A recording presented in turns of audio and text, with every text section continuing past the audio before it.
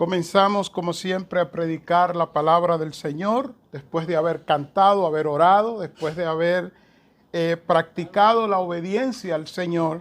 Ahora, hermanos, nos sentamos callados ustedes, yo de pie y hablando, para que el Señor hable a través de su palabra. Así comienzo. En una ocasión, un joven cristiano se acercó a su anciano pastor, que por cierto estaba sentado el pastor, y sin saludar, sin ni siquiera hacer empatía con el pastor, pensando en qué podría estar haciendo, si estaba orando, meditando, con un tono como de curiosidad, pero también de desesperación, le preguntó al anciano pastor que si se podía o que si había alguna forma de expresar en dos palabras, solamente con dos palabras, la vida cristiana que agrada a Dios. Acto seguido, el pastor, sin pensar, sin tomarse tiempo, se puso de pie y dándole la espalda al joven, comenzó a caminar. Mientras caminaba, el joven pensó que el pastor, por ser anciano, no lo había escuchado. Y mientras el pastor se detenía frente a donde tenía sus libros y sacó una Biblia, el joven le repitió la pregunta. Pastor, la pregunta que quiero que me responda es si hay forma de resumir en dos palabras la vida cristiana que agrada a Dios.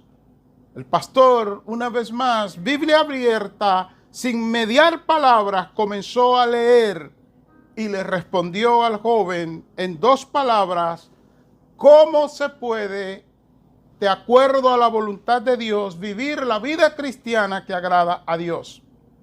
Hoy hago lo mismo ante ustedes. No me lo han preguntado, pero abro la Biblia y con ella abierta le muestro en dos palabras, de manera resumida, la vida cristiana que agrada a Dios. El título del mensaje de hoy es, escuche bien, temor, y ahí está una, en obediencia, y ahí está la otra, la vida que agrada a Dios. Ese es el título del mensaje de hoy. Temor en obediencia, la vida que agrada a Dios. Partimos de Eclesiastés capítulo 12, versículos 13 y 14. En la Reina Valera del 60 dice de esta manera ese pasaje: el fin de todo el discurso oído es este. Recuerde que Salomón está cerrando su libro, está cerrando su discurso. Y dice ahora que el final, la conclusión que él presenta de todo lo que ha vivido, estudiado y expresado es esto. Y aquí están las dos palabras: teme a Dios y guarda sus mandamientos, porque esto es todo, es el todo del hombre. Versículo 14, porque Dios traerá toda obra a juicio juntamente con toda cosa encubierta, sea buena o sea mala. Para beneficio de ustedes, me permito leer este pasaje en otra traducción, la nueva traducción viviente. Escuche cómo dice, Eclesiastés 12, 13 y 14. Aquí culmina el relato. Mi conclusión final es la siguiente. Y escuche ahora: teme a Dios y obedece sus mandatos, porque ese es el deber que todos tenemos. Versículo 14, Dios nos juzgará por cada cosa que hagamos, incluso lo que hayamos hecho en secreto, sea bueno o sea malo. El versículo 13 de Eclesiastés se puede titular la sabiduría manifestada en dos palabras. Podríamos titularlo de esa manera: el fin de este asunto es que ya se ha escuchado todo. Teme a Dios y cumple sus mandamientos, porque eso es todo para el hombre. Eclesiastés significa proclamador o predicador. De manera que Eclesiastés es un resumen de la sabiduría de Salomón, esta vez como predicador. Repito, Eclesiastés es proclamador, predicador. Y al igual que este joven cristiano que preguntó a su anciano pastor si se podía resumir en 2 palabras la vida cristiana que agrada a Dios, Salomón se dedicó a buscar la respuesta a la pregunta. Escuche cuál es la pregunta que responden en Eclesiastés. ¿Dónde encontrar el sentido de la vida y por qué medio se consigue? Esa es la pregunta que él hace en el libro y eso es lo que él demuestra. ¿Dónde encontrar el sentido de la vida y por qué medio se consigue? Pues Salomón encontró la respuesta en parte en Job 28, 28. Leyendo el sagrado libro que él tenía acceso para ese tiempo, encontró que dice Job 28, 28, escuche bien, he aquí que el temor del Señor es la sabiduría y el apartarse del mal, la inteligencia. Así que Salomón encontró temprano en su búsqueda que el sentido de la vida se encuentra viviendo para Dios y que finalmente Dios ha de juzgarnos por el estilo de vida que llevemos en cuanto a la respuesta que damos a el temor y la obediencia a Dios. Mientras que en mi introducción cité a este anciano pastor y él respondió basado en la Biblia, en lo que él había leído, lo que él había estudiado, lo que él había aprendido y obedecido. En cambio, Salomón fue más allá. Salomón no respondió solamente basado en la Biblia, sino que él se basó, y cuando digo la Biblia, basado en la Biblia que él tenía, que era en todo caso, eran los primeros libros de la ley, y Job, que era uno de los libros que ya estaban, es el libro más antiguo de la Biblia. Así que él no solamente buscó en las Escrituras, sino que él se dedicó a caminar buscando conocimiento para él poder entenderlo. Escuche cómo él lo dice él mismo. Escuche bien, capítulo 12, versículo 9 de Eclesiastés. Dice, y cuanto más sabio fue el predicador, o sea, Salomón, tanto más enseñó sabiduría al pueblo, e hizo escuchar, e hizo escudriñar, y compuso muchos proverbios. Eso es lo que pasó con Salomón. Él no solamente buscó en las escrituras que tenía, sino que se dedicó a buscar la sabiduría, el conocimiento, porque sabiduría es conocimiento. Cuando hablamos de sabiduría, lo que estamos diciendo es saber aplicar el conocimiento adquirido. Eso es sabiduría. Sin conocimiento no hay sabiduría. Repito, sabiduría es saber aplicar el conocimiento adquirido. Así que este hombre responde basado en el conocimiento que lo hizo sabio. La sabiduría tiene que ver con el grado más alto de conocimiento y saber aplicarlo. Cuando usted tiene el grado de conocimiento más alto que lo que están a su alrededor y usted sabe aplicarlo, pues usted es una persona sabia. Así que las palabras de Salomón en Eclesiastés 12, 13 y 14, además de que fueron reveladas por Dios, también fueron el resultado de sus propias vivencias convertida en sabiduría. ¿Cómo lo sabemos? Veamos lo que dice la Biblia. Eclesiastés capítulo 1, para que usted vea cómo este hombre adquirió el conocimiento, o sea, la sabiduría que tenía. Eclesiastés 1, palabra del predicador, o sea, de Salomón, hijo de David, rey de Jerusalén. Vanidad de vanidades, dijo el predicador, vanidad de vanidades, todo es vanidad. Y escucha ahora, ¿qué provecho tiene el hombre de todo su trabajo con que se afana debajo del sol? Sigue diciendo el versículo 4, generación va y generación viene, mas la tierra siempre permanece.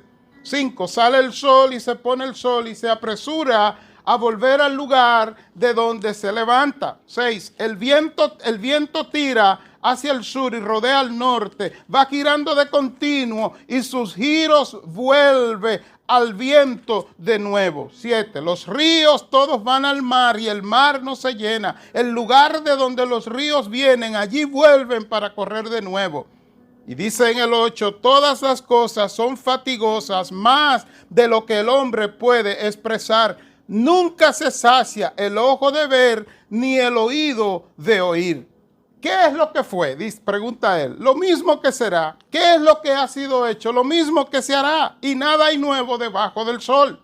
Y escuche cómo cierra este hombre todo el conocimiento que él adquirió. Versículo 12. Yo, el predicador, fui rey sobre Israel en Jerusalén. Y di mi corazón a inquirir y a buscar con sabiduría sobre todo lo que se hace debajo del cielo. Este penoso trabajo dio Dios a los hijos de los hombres para que se ocupen en él. Miré todas las obras que se hacen debajo del sol, y he aquí todo ello, escuche ahora, es vanidad y aflicción de espíritu. Lo torcido no se puede enderezar y lo incompleto no puede contarse. Hablé yo en mi corazón diciendo, estoy en el 16, he aquí yo me he engrandecido y he crecido en sabiduría sobre todos los que fueron antes de mí en Jerusalén, y mi corazón ha percibido mucha sabiduría y ciencia.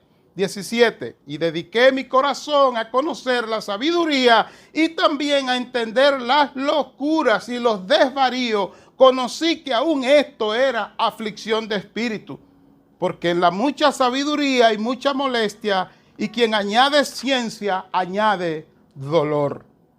De manera que la conclusión de Salomón es esta. Después de él lanzarse a buscar la respuesta a la pregunta, recuerde que él se hace la pregunta, ¿dónde encontrar el sentido de la vida y por qué medio se consigue?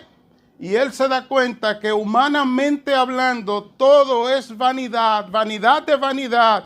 En el idioma hebreo usa la palabra que nosotros hoy traducimos como futilidad. Es hacer algo sin sentido, hacer algo vacío. Es como usted pararse en una esquina y comenzar a pegarle al viento. Eso es futilidad, eso es vanidad, porque eso no lo lleva a ninguna parte. Y lo que Salomón describe es que la vida del hombre es precisamente eso, es un sinsentido. Se levanta y hace lo mismo hoy que fue ayer. Nada es nuevo. ¿A dónde llegará el hombre? A donde ya se ha llegado. No llegará a ningún lugar que no se haya llegado. Y es en ese contexto, mis amados hermanos, que llegamos entonces a Eclesiastés capítulo 12, donde él cierra el libro y él responde, después de tanto buscar, después de yo andar caminando, este es mi mensaje. Por eso escuche como él lo dice. Versículo 13, capítulo 12. Aquí culmina el relato. Mi conclusión final es la siguiente. O sea, voy a hablar ahora de parte de Dios, de lo que he encontrado en las Escrituras, y voy a hablar de mis propias vivencias, mi propio conocimiento manifestado en sabiduría. ¿Saben ustedes cuál es el propósito de la vida? Es lo que él va a decir. Teme a Dios, y así comienza. La palabra que él usa aquí para decir teme a Dios, quiero decirle que no es una palabra nueva. Ya en Proverbios 1:7, él había dicho sobre la sabiduría que el principio de la sabiduría es el temor de Jehová. Y me gusta porque me gusta oír cómo los hermanos citan ese versículo, porque en el 90% de los casos, cuando yo oigo citar a Proverbios 1:7, lo escucho que lo citan mal. Dicen, el principio de la sabiduría es el temor a Jehová. El texto no dice eso. El texto dice que el principio de la sabiduría es el temor de, no a. Porque si es temor a, estamos hablando de un miedo que nos hace temblar ante Dios. Pero eso no es lo que dice el salmista, ni tampoco en Proverbios, ni tampoco aquí en Eclesiastés Salomón. ¿Qué es lo que él dice? Temor de Dios. En el idioma hebreo, temor, la palabra que usa para temor es mirar con respeto y reverencia. Eso es lo que significa. Mirar con respeto respeto y reverencia. No te tengo miedo, pero te respeto y te tengo reverencia. Significa considerarlo sagrado y por tanto vivir asombrado de ese Dios. Hermanos, quiero repetirlo una vez más, es mirarlo con respeto y con reverencia. Como lo considero sagrado, yo vivo asombrado por la grandeza de ese Dios. En ese sentido es que Él dice que debemos temer a Dios. Si lo voy a traer en el significado de la palabra, lo que dice Eclesiastés 12:13 es: miren a Dios con respeto y con reverencia. Como Él es sagrado, vivan asombrados por su grandeza. Háganse dependientes de Él. Sería la traducción que podríamos decir en español, es lo que está en el hilo de pensamiento del escritor. Recuerde que él dice en el versículo 13, aquí culmina el relato, mi conclusión final es la siguiente: teme a Dios. Nos manda, nos pide que temamos a Dios. Y entonces, en Mateo 22:37, Jesús nos ayuda a entender cómo tememos a Dios. Jesús no usa la palabra témanle a Dios, sino que Él, en vez de hablar de temerle a Dios, habla de amarlo, porque ese temor de mirarlo, de observarlo, de verlo con respeto, de verlo con admiración y hacernos dependientes de Él por su grandeza, nos lleva a ¿qué? A amarlo. En Mateo 22:37 Jesús lo dijo de esta forma: amarás al Señor tu Dios con todo tu corazón y con toda tu alma y con toda tu mente. Este es el primero y grande mandamiento. ¿Sabe lo que está diciendo Jesús? Que el temor de Dios se manifiesta tomando todo nuestro ser, incluidas nuestras emociones y sentimientos, y amando a Dios con todo eso. No es que no vamos a poder amar a otros o a otras, es que cuando amamos, estamos amando a Dios primero con todo lo que somos y después podemos amar a todos los demás. Entonces Él comienza diciéndonos lo que Él ha vivido y su experiencia. Yo lo he vivido todo, es lo que dice Salomón. Yo he caminado buscando conocimiento que ahora aplico de manera sabia, o sea, sabiduría. Y lo que les voy a decir es que por la Biblia, o sea, por las Escrituras y por mi propia experiencia, esto es todo en la vida. Es en dos palabras: temor y obediencia. Escuche cómo lo dice en la segunda parte del texto. Dice: teme a Dios y obedece sus mandatos, porque es el deber que todos tenemos. Aquí la palabra obedece su mandato. La palabra original no es obedece, es curioso, porque la palabra original que se usa aquí en el idioma hebreo, porque es el Antiguo Testamento que se escribe en hebreo, escuche bien, en vez de obedecer es guardar, guarda. Y guardar es conformar o ajustar sus prácticas a. Dicho en otras palabras, es obediencia voluntaria resultante del temor. Lo digo otra vez, pero de otra forma.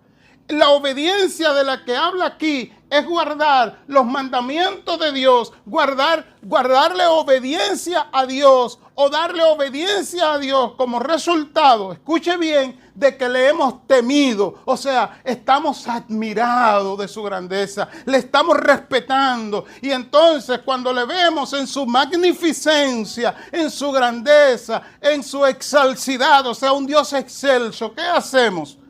Queremos obedecerle. ¿Quién querrá desobedecer a un Dios tan magnífico, a un Dios tan grande, a un Dios tan poderoso? Mientras yo preparaba este mensaje, hice una pausa para buscar razones para yo obedecerle a Dios. Quise ser lógico, quise aplicar un poco de lógica, aplicar un poco, si usted quiere, filosofar con la palabra. Y lo hice, y el resultado fue especial, espectacular, y se lo cuento.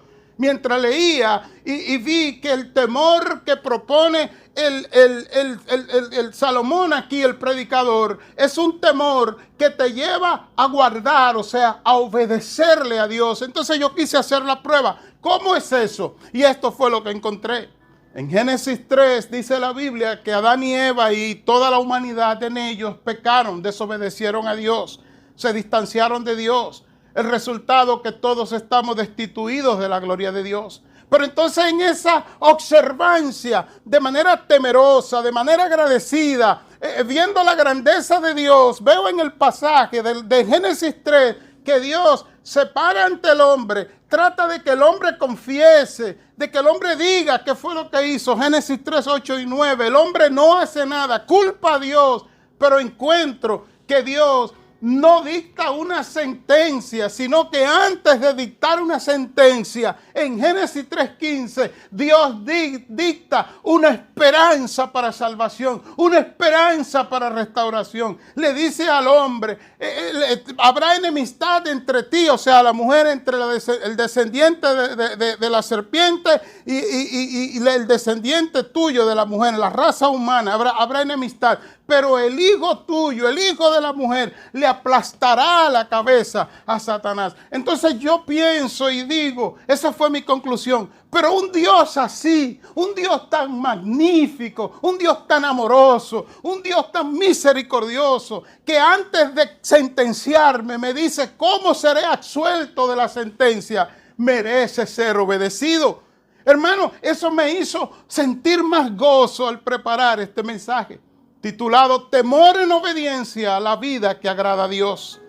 Y creo que usted se da cuenta o se dio cuenta ya que son dos palabras resumidas. Que al igual que este joven cristiano que le preguntó a su pastor, anciano ya, y él no quiso responder con sus palabras, sino yendo a la Biblia y leyó. Y usted pregunta, ¿y qué fue lo que leyó? Precisamente leyó donde estamos leyendo Eclesiastés 12, 13 y 14. Teme a Dios y obedece sus mandamientos, porque es el deber que todos tenemos. Ahora bien, ese texto no solamente lo dice de esa forma. En la NBI, la Nueva Versión Internacional, termina el texto, versículo 13, diciendo que no debes temer a Dios solamente y obedecerlo, porque, como dice la NTV, porque es el deber, sino que lo dice de esta manera, termina diciendo, porque esto es todo para el hombre. No dice es el deber, sino que es todo para el hombre. Dicho de otra forma, Salomón está diciendo, según la NBI, la Nueva Versión Internacional, busca todo lo que quiera, camina todo lo que quiera, anda por todas partes, invierte toda tu vida en lo que quiera, pero al final te va a dar cuenta que todo lo que es el hombre se circunscribe, se redondea, se resume en dos palabras. ¿Cuáles son? Teme, obedece. Y la obediencia, que es guardar, es el resultado de haber vivido en el temor de Dios. Qué preciosa es la palabra de Dios, porque termina entonces con una advertencia, ya no es un llamado. La primera parte es un llamado. La primera parte es lo que él dice, escuchen mi tesis y escuchen la conclusión de mi tesis. Esta es la verdad. Ese es el versículo 13. Pero el versículo 14 es una advertencia. Escuche cómo es la advertencia. Seremos evaluados y juzgados en el temor y la obediencia. Si quiere que lo diga de otra manera, lo puedo decir. Seremos juzgados por nuestra respuesta al temor y la obediencia a Dios. Usted me dirá ahora, o sea, pastor, que la gente no cristiana serán juzgados porque ya nosotros no seremos juzgados. No, no, no. La Biblia dice que usted y yo, como cristianos, iremos a un juicio y seremos, escuche bien, evaluados y juzgados en él o por el temor y la obediencia a Dios. ¿Dónde lo dice? Versículo 14. Dios nos juzgará por cada cosa que hagamos, incluso lo que hayamos hecho en secreto, sea bueno o sea malo. Hermano, eso debería a nosotros llamarnos a la reflexión, porque en la primera parte, lo repito, es un llamado, es una declaración. Usted la acepta si quiere. Usted puede decir, sí, yo soy cristiano, yo vivo mi vida, pero me gusta un poquito jugar a la vida loca, como la canción aquella del cantante aquel. Me gusta eso, usted puede hacerlo, es un llamado. Ahora, sepa que al final Dios nos juzgará a usted y a mí por cada cosa que hagamos, incluso lo que hayamos hecho en secreto, sea bueno o sea malo. Eso lo dice Eclesiastés 12, 14. Así que la advertencia nos hace reflexionar. El juicio del que habla en Eclesiastés 12, 14 es lo que el apóstol Pablo llama también el tribunal de Cristo, en el que todos los creyentes estaremos ante el Señor rindiendo cuentas. Y cuando digo rindiendo cuentas, no es que nosotros vamos a expresarnos para rendir cuentas, es que el Señor va a demandar que rindamos cuentas. Escuche cómo lo dice la Biblia para que usted sepa que los cristianos sí iremos a un juicio, a un tribunal. Dice, porque es necesario que todos comparezcamos ante el tribunal de Cristo para que cada uno reciba lo que corresponda, según lo bueno o malo que haya hecho mientras vivió en el cuerpo. Segunda de Corintios 5, 10, versión nueva, traducción viviente. Lo repito, el versículo 14 de Eclesiastés 12, que él llama un juicio de que daremos cuenta a Dios, es lo mismo que Pablo llama el tribunal de Cristo. Es el tribunal de Cristo, porque allí estaremos solamente los creyentes. Segunda de Corintios 5:10, donde dice, es necesario que todos comparezcamos ante el tribunal de Cristo para que cada uno reciba lo que le corresponda, según lo bueno o malo que haya hecho mientras vivió en el cuerpo. Y escuche cómo lo dice el versículo 14. Ya yo lo leí en la versión NTV, pero en la versión Dios habla hoy, escuche cómo lo dice. Dios habrá de pedirnos cuenta de todos nuestros actos, sean buenos o malos, y aunque los hayamos hecho en secreto. Así que temor en obediencia a la vida que agrada a Dios. Vivimos en temor en obediencia porque queremos agradar a Dios, pero también porque queremos, cuando llegue ese momento del juicio, del tribunal de Cristo, nosotros poder dar buena cuenta de lo que hicimos con nuestras vidas. Quiero aclarar dos cosas. Número uno, ese juicio no es para juzgar nuestra salvación. La salvación es por gracia, no por obra. Efesios 2, 8 y 9 lo establece. No es por nada que hayamos hecho usted y yo, más allá de confesar a Cristo como nuestro Salvador. Le pregunta a aquel soldado ante Pablo, Pablo, ¿qué he de hacer para ser salvo?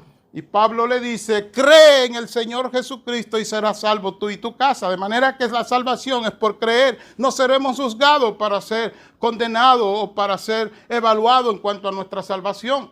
Dice Juan 3:16 que Dios amó de tal manera al mundo que ha dado a su Hijo unigénito para que todo aquel que en Él cree no se pierda, mas tenga vida eterna. La salvación es por creer en Cristo. ¿De qué se trata este juicio entonces? Como lo dice aquí, Dios habrá, Eclesiastés 12:14, versión Dios habla hoy, de pedirnos cuenta de todos nuestros actos, sean buenos o malos, y aunque los hayamos hecho en secreto. Así, hermano, que a veces nosotros actuamos como que no nos importa lo que hacemos, como que si ya todo está borrado. Pero recuerde que el llamado a advertencia aquí es de que sí debemos vivir en el temor y obediencia a Dios, porque es la vida que agrada a Dios, pero también porque vamos a ser juzgados. Yo sé que usted se queda, ¿y qué es lo que se va a juzgar ahí? Se va a juzgar cuál va a ser la posición suya en el reino, y ya ese sería tema de otro mensaje, la posición suya en el reino. No es lo mismo un cristiano que haya vivido amando la santidad, buscando vivir separado para Dios, apartado para Dios, luchando no solamente contra Satanás y el mundo, sino luchando contra sus propias pasiones, como dice Santiago, a un cristiano que vive, yo vivo como quiera, porque ya Cristo pagó el precio por mí. Ese no es el concepto bíblico. El concepto bíblico es porque Cristo pagó el precio por mí. Yo vivo en temor y en obediencia, porque esa es la vida que agrada a Dios. Aplico y concluyo. Número uno, porque el temor de Dios en nosotros nos da dirección a nuestras vidas. O sea, ¿por qué debemos nosotros pagar este precio de esforzarnos en el temor y obediencia a Dios? Número uno, porque el temor de Dios da dirección a tu vida. Cuando vives enfocado en la grandeza, magnificencia de Dios, eso da dirección a tu vida. Número dos, el temor de Dios entonces te dirige a guardar, obedecer sus mandamientos. Cuando tú temes a Dios realmente, la única respuesta que tú puedes dar es: Señor, yo quiero obedecerte, yo quiero caminar siguiendo tus mandatos. Y entonces la razón última por la que debemos esforzarnos en ese mandato de temor y obediencia a la vida que agrada a Dios es porque seremos juzgados. Y cuando seamos juzgados, cada acto que hagamos desaprobando la palabra de Dios, desaprobando el mandato de Dios, Dios lo tomará en cuenta en nuestro juicio. No nos quitará la salvación, pero sí contará para los famosos galardones de que habla la Biblia. Entonces concluimos que nosotros, hermanos y hermanas, debemos evaluarnos. Debemos evaluar nuestro nivel de temor y obediencia en que estamos viviendo a Dios. La evaluación es fácil. Solo tienes que mirar si lo que hace en tu vida y con tu vida se parece más a la vanidad de este mundo o se parece más a lo que establece la palabra de vivir en temor y en obediencia a Dios. Mi amado, mi hermana, mi amado, mi amada, si entonces tú encuentras que sí, que tu vida se parece más a las vanaglorias del mundo, a las cosas futiles del mundo, pasajeras, sin sentido, entonces lo único que tienes que hacer es pedirle al Señor: Señor, ayúdame, yo quiero vivir en tu temor, yo quiero, Señor, vivir en tu obediencia, enséñame y ayúdame. Padre, gracias